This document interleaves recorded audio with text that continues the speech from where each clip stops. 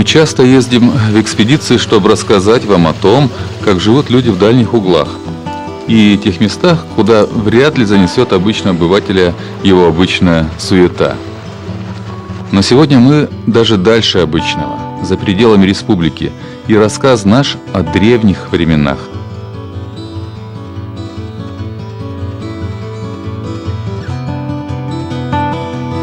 Чтобы оказаться там, где сейчас мы, представьте, что стоите где-нибудь в Усть-Куломе, направляете свой взгляд на юго-восток, проводите мысленно черту длиной 200 километров, и вы рядом с нами.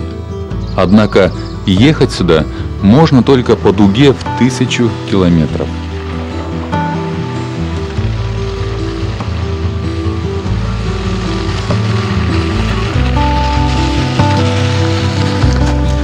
И вы попадете на родину древних Коми, которая ранее называлась Биармия, позже Пермь Великая, а главным городом здешних земель всегда оставалась Чердынь.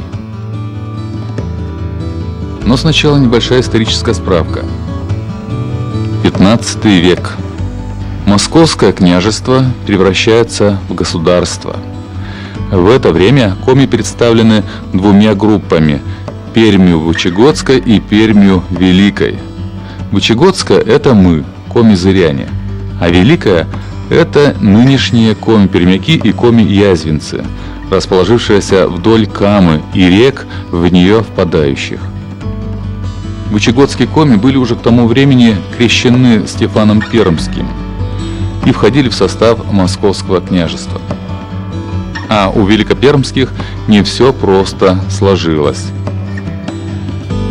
15 век. Проливают свою кровь, да и чужую, попав между молотом и наковальней.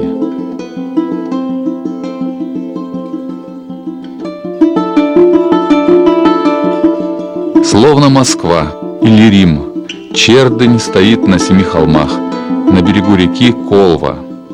В этом месте в Колву впадает небольшая речка Чер, оттуда и название города, место рядом с устьем Чер.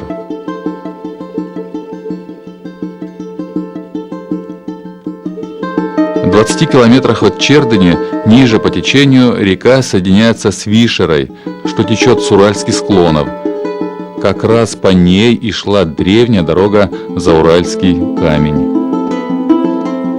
Первые русские письменные источники о Чердыне датируются 1454 годом. Город был известен как большой торговый коми-город.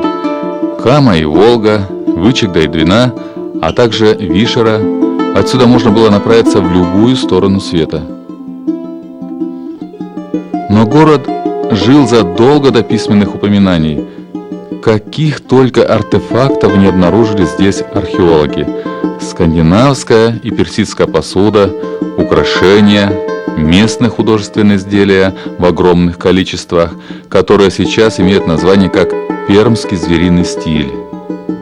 Судя по всему, со своими соседями, русскими и татарами, пермские коми не ссорились, а с вагулами, нынешними ханты и манси, жили даже в дружбе и родстве. Но в 15 веке мир здешний дал трещину. Начались этнические и государственные тектонические сдвиги. Начало шириться московское государство. Сначала ею был взят Новгород, главный конкурент Москвы. Приобретение земель Москвой продолжалось как на севере, так и на востоке.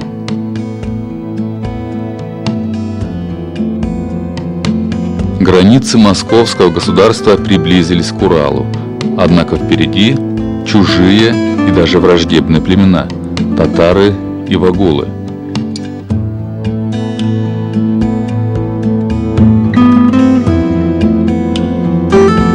И только пермские коми безопасны, но себе на уме. Уже несколько лет назад поставила Москва сюда своего наместника, князя Михаила, но пермяки все норовят своим умом жить. По своей инициативе и мир, и войну зачинают. Ведутся с кем хотят, с новгородскими купцами дружат, с вятскими ушкуйниками договаривается пойти войной на ставших враждебными вогулов, и все за спиной Москвы. А ведь уже 10 лет, как крещенная Московской епархией. А все, как не свои подданные. Через год, после взятия Новгорода, в 1472 году Москва посылает свои войска на Пермь Великую, чтобы привести Коми к подчинению. –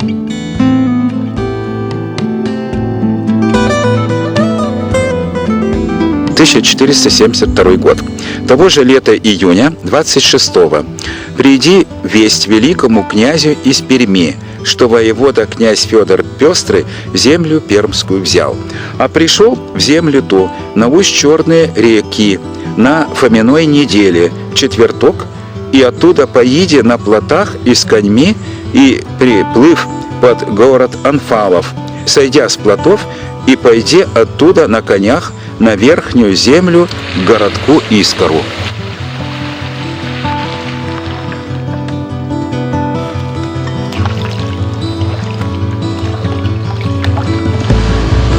Многие дороги здесь мало изменились с седых времен. В пути нам помогает наш друг, завкафедрой истории Пермского университета профессор Георгий Чагин.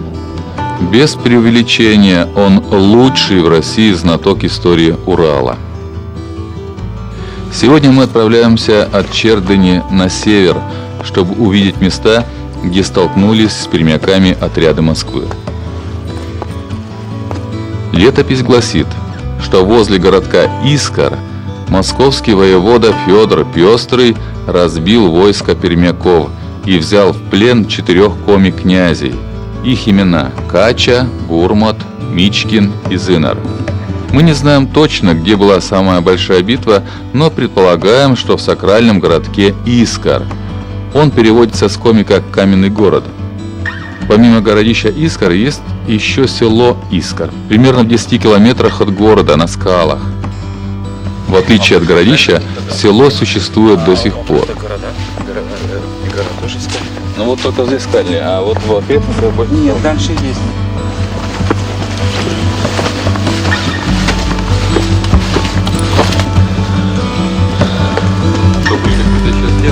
Нет, овалы на горе.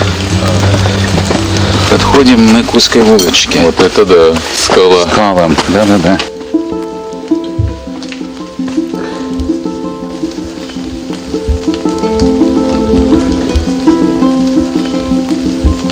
Первая кровь пролита была в Искоре. С этого момента будет еще много битв в Перми Великой, где будут гибнуть коми, русские, татары, вогулы. Вы только не падайте, да.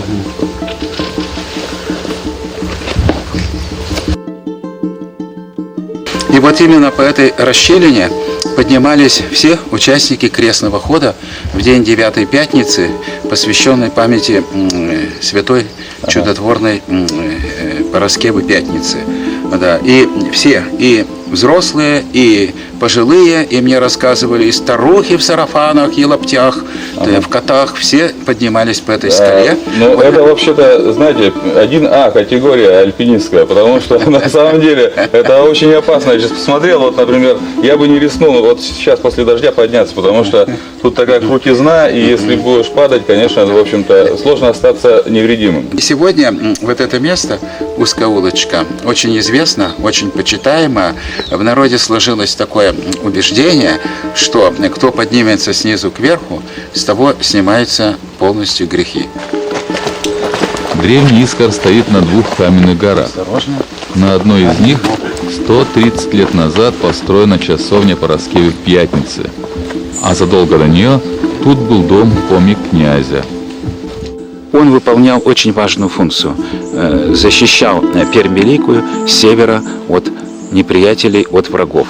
Но чтобы защищать, надо было городок превратить в крепость. Да, и поэтому сама гора уже как крепость с 3 крутыми склонами, а вот северная сторона пологая от реки Люнвы, и вот эта вот площадка верхняя, она со стороны севера защищалась земляными валами.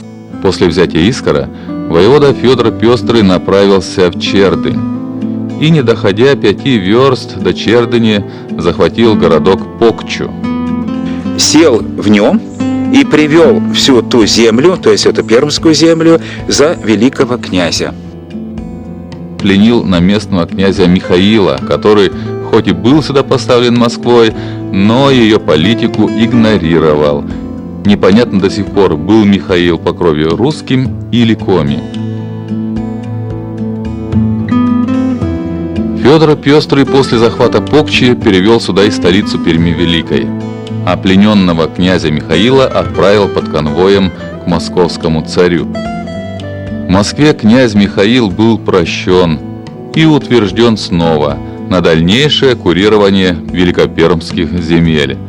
С этого момента Покча становится столицей Перми Великой аж на 70 лет.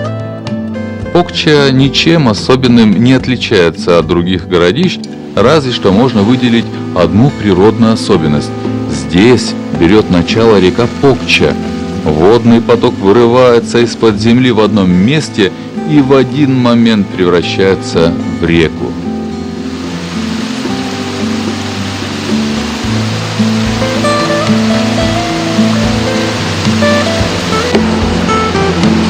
Пермь Великая окончательно становится частью московского государства. И пермяки окончательно принимают христианство. Это сразу оттолкнуло родственных по былой вере вагулов. Кроме того, татары и вагулы понимали, что Чердынь с этого момента станет плацдармом для завоевания Москвой Сибири. Чтобы осадить движущихся на восток московитов, татары и вагулы начинают нападать на великопермские земли и на ее столицу Чердынь. На западном своде была фреска, еще вот сохранилась подпись ее: «Защита жителей городка Искара от нагайских татар». Вот здесь мы присмотримся и увидим. Наверху изображен городок Искар, внизу неприятели, татары, вода, и сверху летят камни и бревна. Жители этого городка защищаются от врагов. А вот здесь, на южном своде, посмотрите, фреска с подписью «Перенесение явленная иконы святой великомученицы Параскевы с городища в село Искар».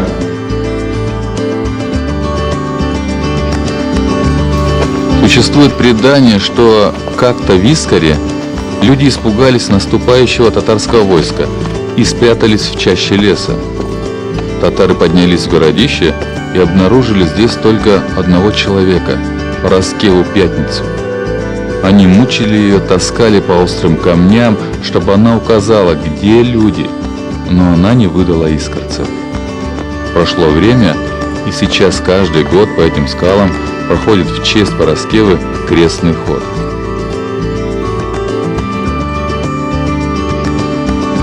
Войной шли на пермяков то татары, то вагулы.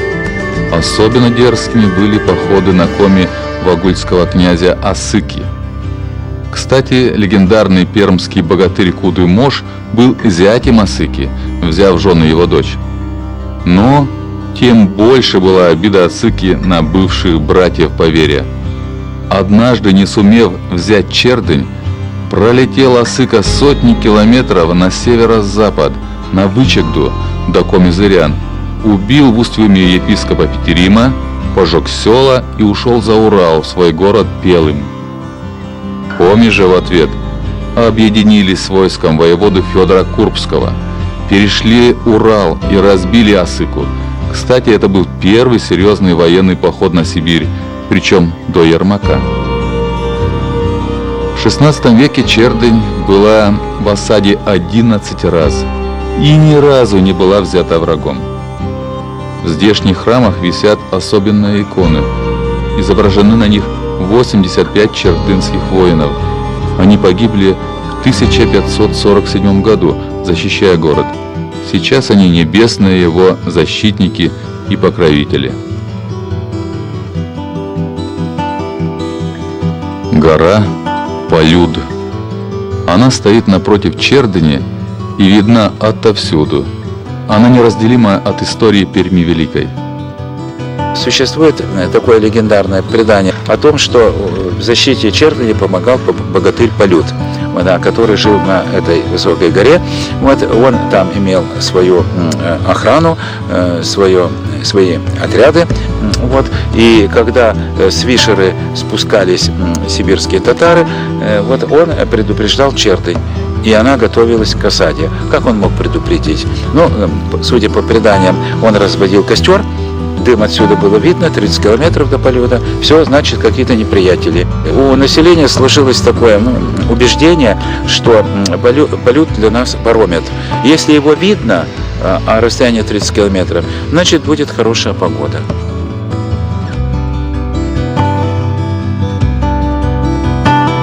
В XV веке Чердынь была самым восточным городом Московского государства. Главная дорога в Сибирь шла тоже здесь. Спустя 70 лет после взятия Перми Москвой столица вновь из Покчи перешла в Чердынь. В это же время начали строить здесь деревянный Кремль, монастыри и храмы.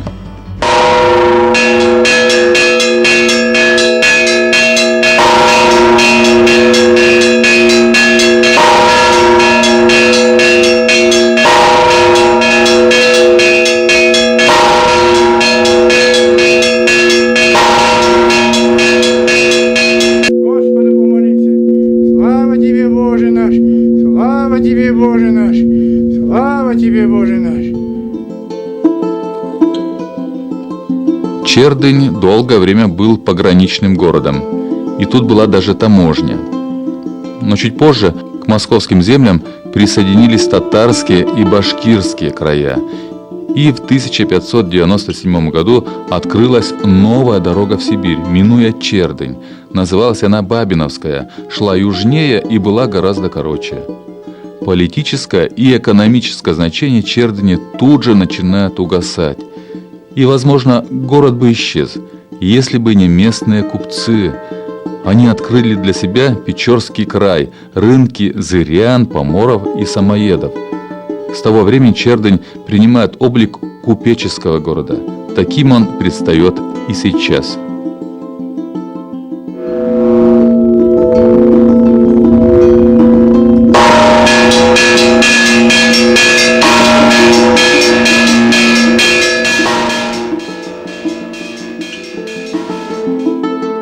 Преддверие смутного времени на Руси.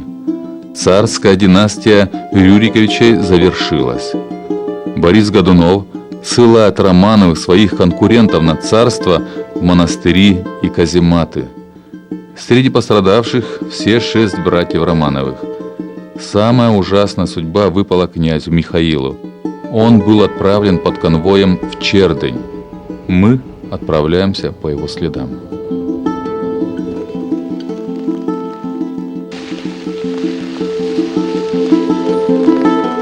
Таежное село Ныроб не столь маленькое.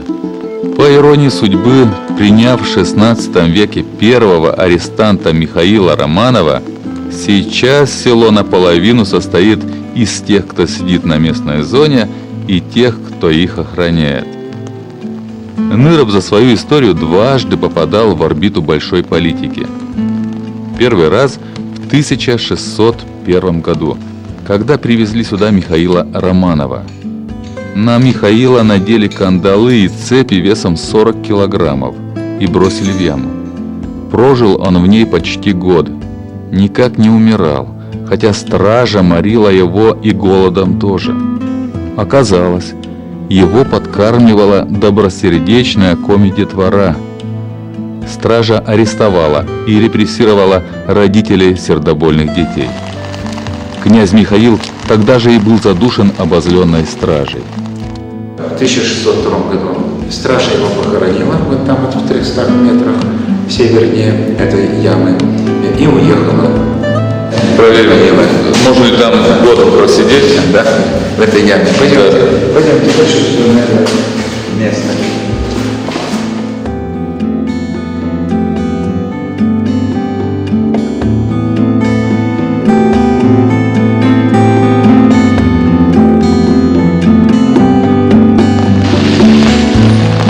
же знал в то время, что племянник князя Михаила Романова через 15 лет станет царем, первым в династии Романовых. И благодарные Романовы воздадут почести таежному селу, прибудут сюда разные чины, окажут различную помощь, а царская власть отменит для ныровцев уплату всех пошлин и налогов на все времена. На месте ямы узника поднялась часовня, вокруг был разбит сад, рядом построена уникальная церковь. Это было первое каменное строение в деревне. Церковь настолько отличалась красотой от виденных ранее, что возникли здесь легенды, мол, это не люди построили ее, а сами небесные силы способствовали.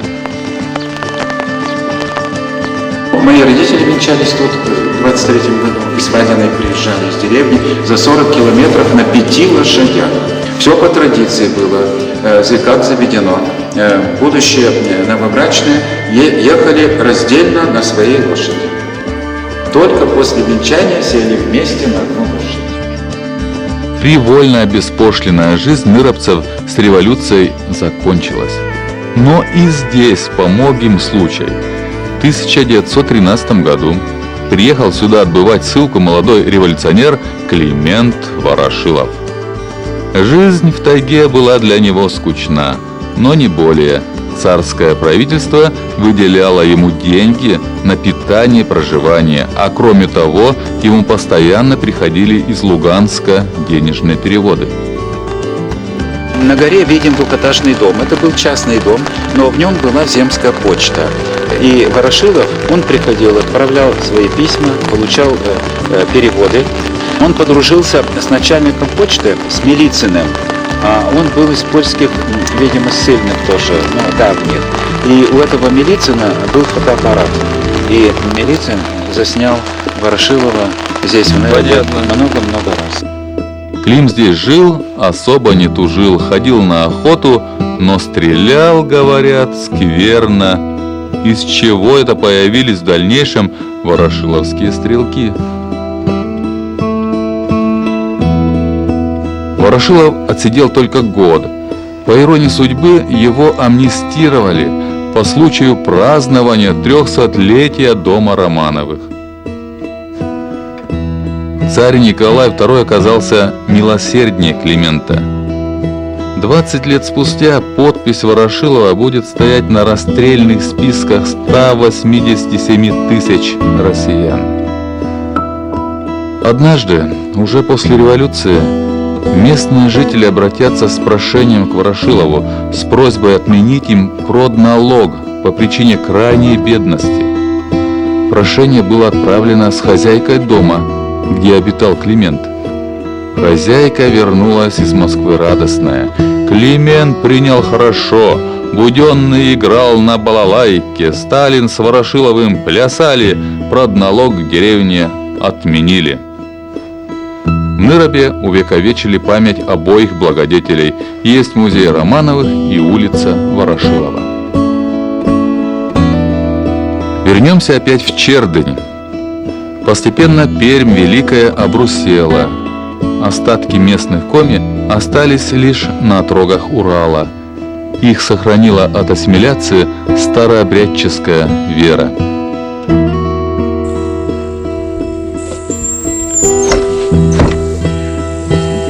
Бурлун. Здравствуйте, Бурлун, Лунбур. Кычшуаны пьянас. Кыч, Кычшуаны. Нимыт кычтен. Екатерина Евсеевна. Кыч олат. А? Кыч олата. Да, что ну шибко уж старая, да. А так-то хорошо. Старообрядчество консервировалось, замедляло развитие этого населения и сохранялась у него архаичная культура, быт, представления, а тем более тут старообрядчество соединилось и еще с таким явлением, как у народа свой язык.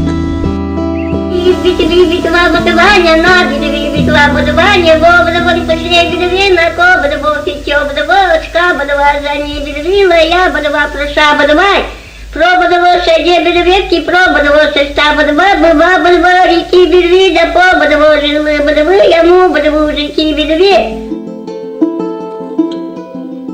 Чердынь стала строгановской вотчиной. Появились соляные заводы. Здесь окончательно сформировался отряд Ермака.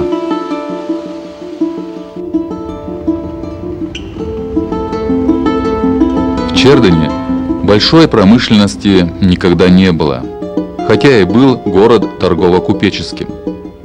Местные купцы активно торговали на Печоре, и даже после революции наш Троицко-Печорский район одно время входил в состав Пермского края. Это видно даже по издававшейся тогда газете. Купцы были настоящими меценатами, подымали на свои деньги школы и больницы. В Чердыне никогда не было более 7000 жителей. Самое удивительное, здесь нет центрального водопровода и канализации. Но купеческая старина видна во всем. Однако строятся активно сегодня гостевые дома. Гостей все больше. Каждое лето проводится фестиваль «Зов Пармы». Съезжается на поле в Покче 30 000 человек. Историки, паломники и даже уфологи все в здешних местах что-то для себя находят.